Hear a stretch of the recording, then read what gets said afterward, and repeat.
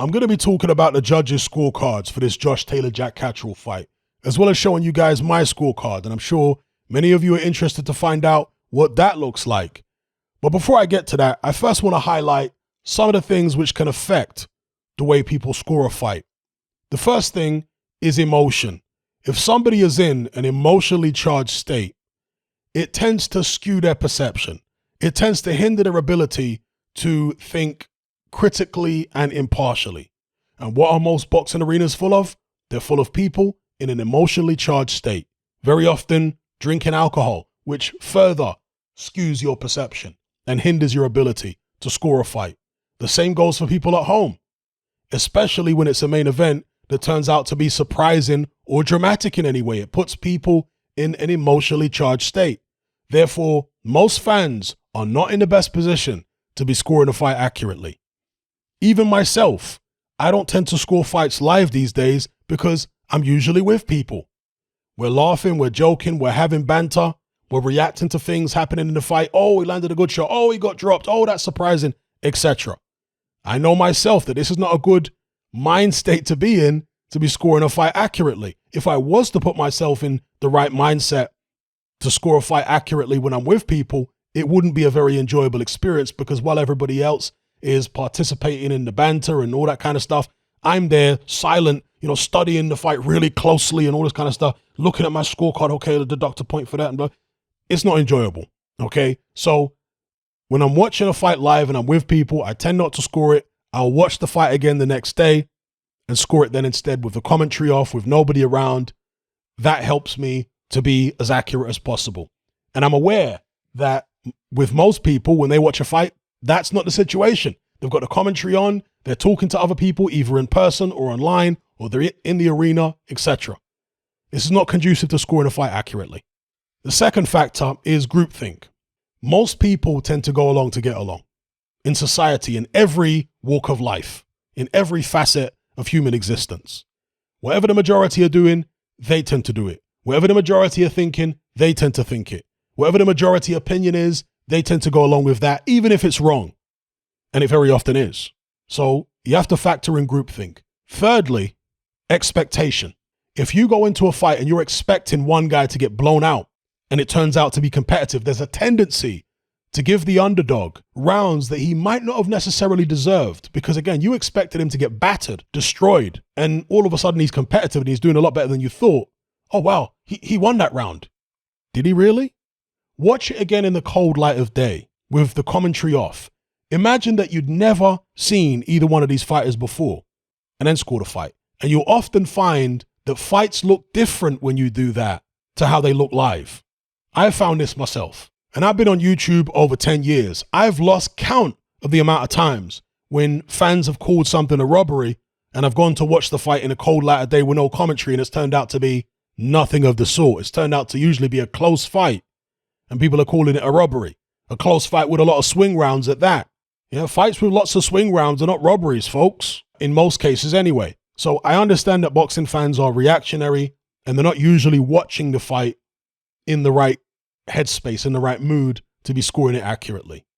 With all that being said, I'm now going to show you my scorecard after watching it for a second time. Commentary off, cold light of day. I'm now going to show you my scorecard for the Josh Taylor-Jack Catterall fight. You guys ready?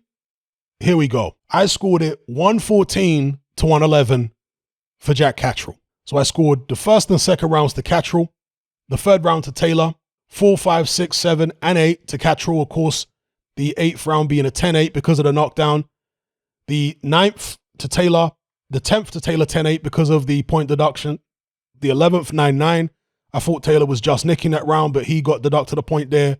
And in the 10th round, I scored that to Josh Taylor as well. So 114, 111 Jack Catterall. Yes, I had Jack Catterall winning. I find it very, very difficult to envision a way in which you could have given it to Josh Taylor if you were being impartial. So let's come to the judges' scorecards. Here we go. We got Howard Foster, who gave it to Jack Catterall by 1 round. Now, the interesting thing about Howard Foster's scorecard is that he gave the 12th round to Catterall, whereas most other people, including the other judges, including myself, gave it to Taylor. If Howard Foster had scored this round, the same way as myself and most other people, it would have been a UD for Josh Taylor. Because if people think that there's something untoward going on here, would there be an effort to try and hide that? I'm not accusing anybody of anything. Don't get Howard Foster's lawyers on my line. But I'm just asking the questions here because that seems strange to me. You can have a look at the other rounds that Howard Foster scored there. So Victor Lachlan, the middle judge, he scored it for Josh Taylor. He had it 113, 112. So the opposite way to how Howard Foster had it. And again, you can look at the rounds and make of that what you will. But the most controversial, of course, was Ian John Lewis's scorecard because he had the same scorecard as me, but for the opposite fighter. I had it 114, 111 to Catterall, whereas he had it 114, 111 to Taylor. Now, Ian John Lewis has been involved in many questionable officiating decisions or bits of officiating over the years. Most notably, his performance in the Vitaly Klitschko-Shannon Briggs fight, where the fight was allowed to go on when Briggs was getting an absolute drubbing. He wasn't even landing any shots. He was hardly throwing anything back. And it was permitted to go to 12. That was extremely dangerous. How Ian John Lewis wasn't seriously penalized for that performance, I will never know. But here we have him giving the fight to Josh Taylor. I find that very, very dubious indeed.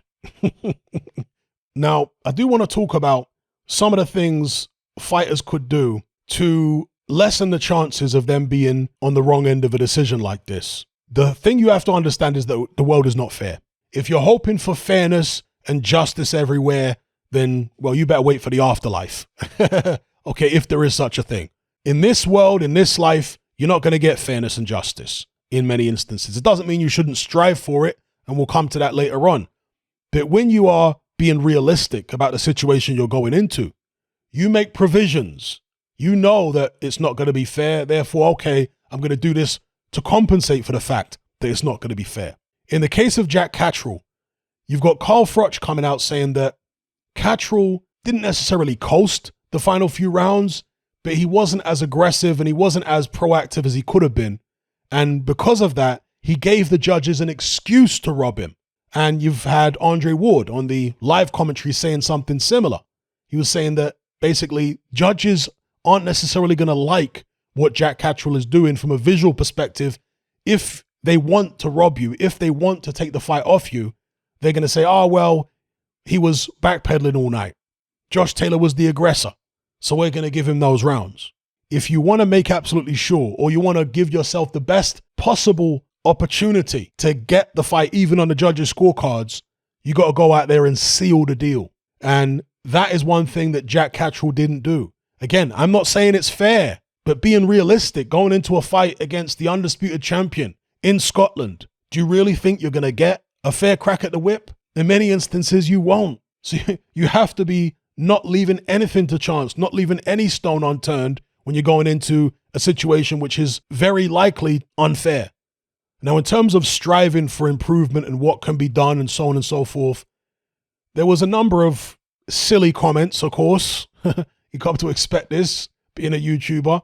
A number of silly comments in the comment section of my post-fight video, but there was many good comments as well. And out of the good comments, some guy said that perhaps the judges for boxing matches should be isolated and they shouldn't necessarily be ringside, but they should be watching on a monitor somewhere rather than watching a few feet away from the ring. And that is an interesting suggestion. I'm not saying it's necessarily workable. I'm not saying it's necessarily the solution, but it's at least somebody looking for a solution rather than just getting up in arms and all sensational. Oh my God, the corruption and this, that, and the other. The world is a corrupt place, folks.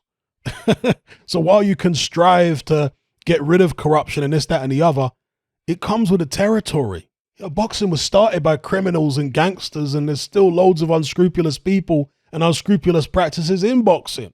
It's just the way of the world. So if you're being realistic about it, you're going to make provisions. And if there are things that you can try and change and ways that you can make it more difficult for the corrupt element to creep in, then suggestions like that isolating the judges, putting them away from the crowd and, in rooms, and perhaps even filming them. Maybe that is a way to do it. And the reason that this might be beneficial is because perhaps they won't be influenced by the crowd. This was a pro-Taylor event.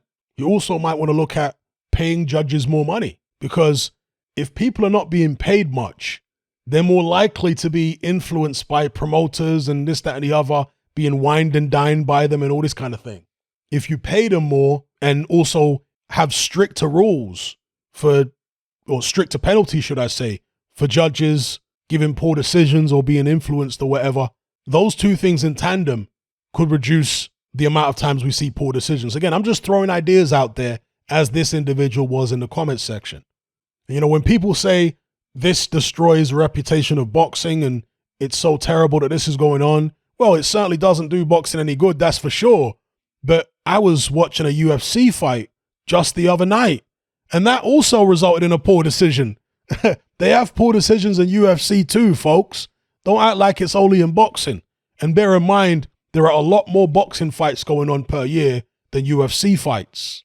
So again, people's perception of which sport is more corrupt and which one is more fair can be skewed because UFC is just one production, one promotional company. That's not the whole of MMA. You don't know what's going on in these little smaller promotions all around the world, whether they're getting fair decisions or not. You see it? Now, with regards to this fight specifically in terms of what can be done, if it did hypothetically get overturned, who would make that decision? Would it be the British board, or would it be the various sanctioning bodies, the WBO, IBF, WBC, WBA? Who would make the decision? I'll give you an example.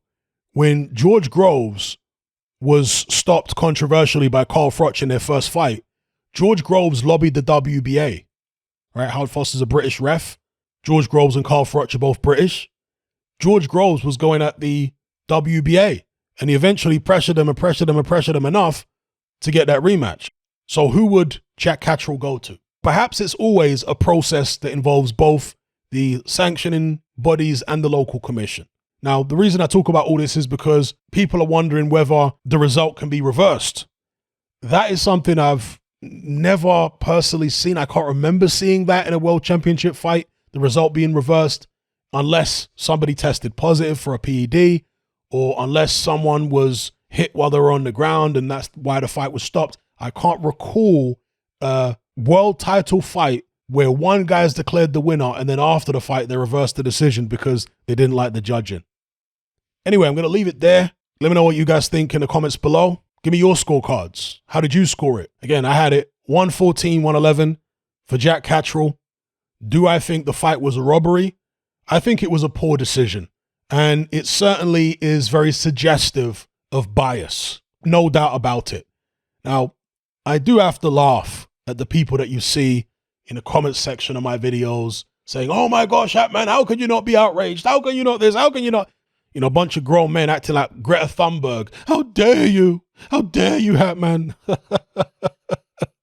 These types. All that kind of silly nonsense.